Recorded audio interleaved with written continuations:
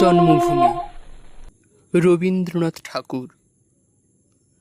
সার্থক জনম আমার, জন্মেছি এই দেশে। সার্থক জনম মাগো, তোমায় ভালোবেসে।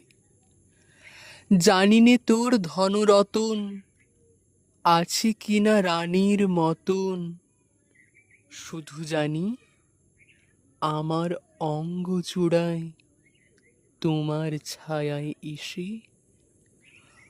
কোন বনেতে জানিনে ফুল গন্ধে এমন করে আকুল, কোন গগনে ওঠে রে চাঁদ এমন হাসি হেসে।